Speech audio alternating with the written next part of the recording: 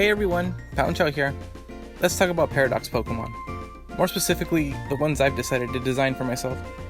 These aren't anything new, and I've shown them off before, but I've always wanted to take the time to really explain my process and choices for designing them the way I did. Also, with the first wave of Scarlet and Violet's DLC coming out pretty soon, I think discussion over new Paradox designs will slow down. And other than the likely reveal of a Paradox Terrakion and Entei, we might not even see any new Paradoxmon after this generation is over. Similar to how Ultra Beasts were only done in Generation 7, I find it unlikely for them to be such a mainstay of the series. And this isn't even considering the several interpretations or speculation about the lore and origins of Paradoxmon. All of that isn't something I'll be covering here, although I'll admit my designs are made to fit just as many ambiguous approaches as are speculated for the base set of Paradox Pokémon in the games. And before I go any further with explaining my designs, I'd like to quickly bring up Subjectively's video on designing new Paradox Pokémon, as I used it as my primary reference on how to start with these Fakemon designs. I mainly enjoyed how he broke down Game Freak's design philosophy when creating this new category of Pokemon. It helped me determine what features I should be incorporating into each design as a base to make mine stand cohesively next to the originals. So I won't really be repeating much of what he pointed out there, and with all that, let's look at the first Paradox Pokemon I've designed.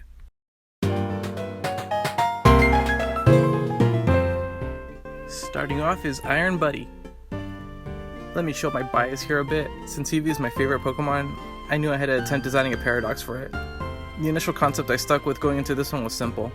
I wanted to make a Pokemon version of something like the iDog, and many other robotic toy pets that were popular before.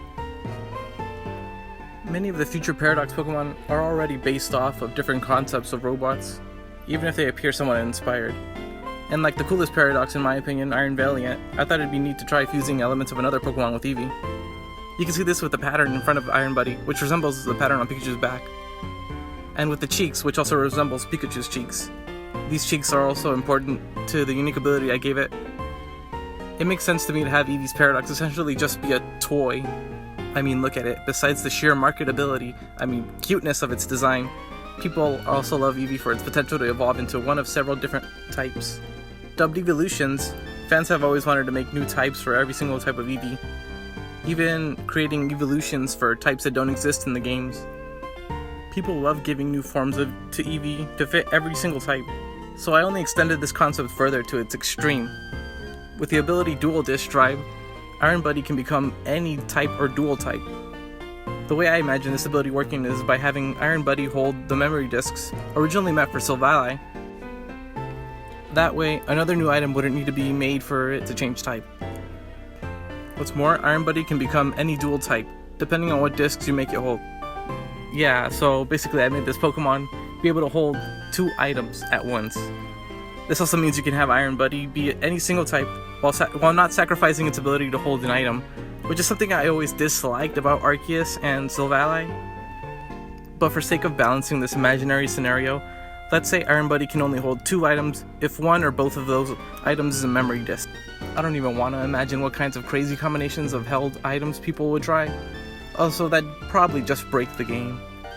But yeah, in a game where any Pokemon can be any type through terrestrialization, I thought it'd be nice to restore some of the original charm of type-changing abilities by letting us mix types how we want. You see, we can finally have our Poison Ice-type Game Freak, or Bug Dragon. Okay, maybe I took things too far with this one, but like I said, Eevee's my favorite. For all the other designs, I decided not to make any new abilities, so it's good old Photosynthesis and Quark Drive from here on. Now let's move on to my first past Paradox design, with Vile Headdress, a past Paradox of Mawile.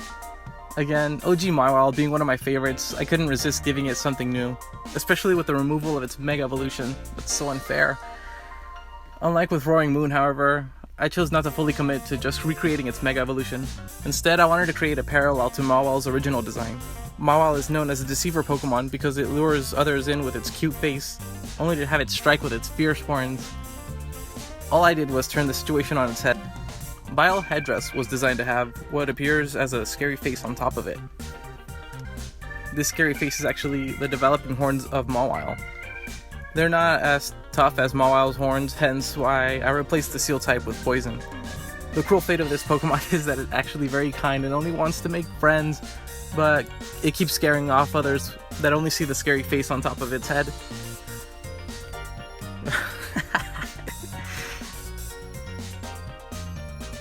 Poor thing.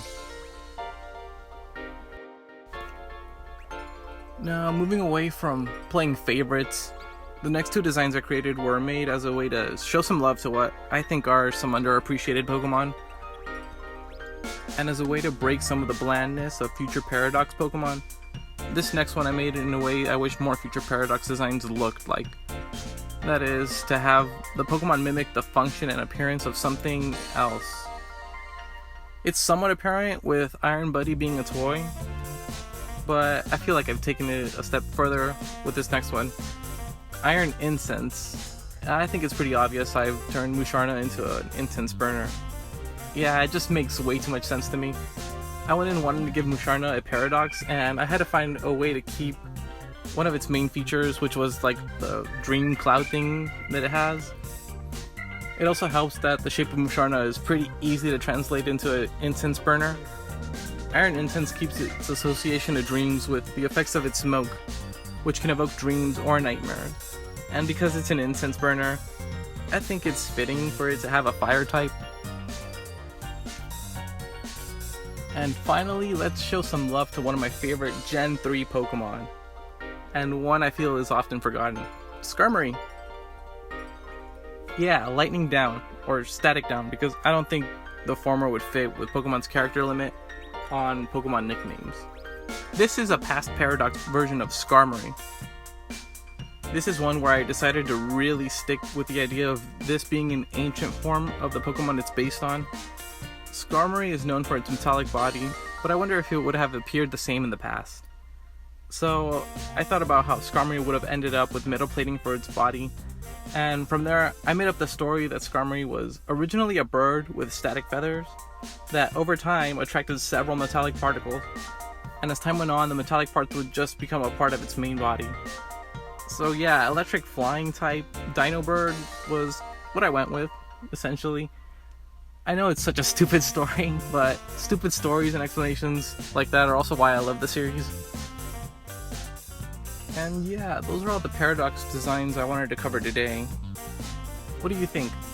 I only have a couple more that I didn't share that I could talk about in a second video, but this is just mostly an experiment to see if I'm comfortable with talking about my work like this. If you guys would like to see me go over more or make more videos like this, please let me know with a like, or simply leave your thoughts in the comments.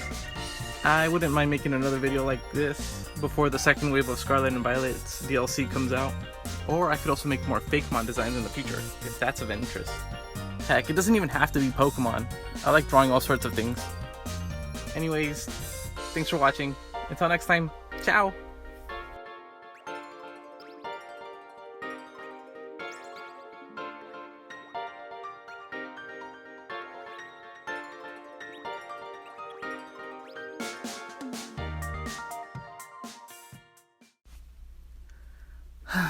I hate recording my voice.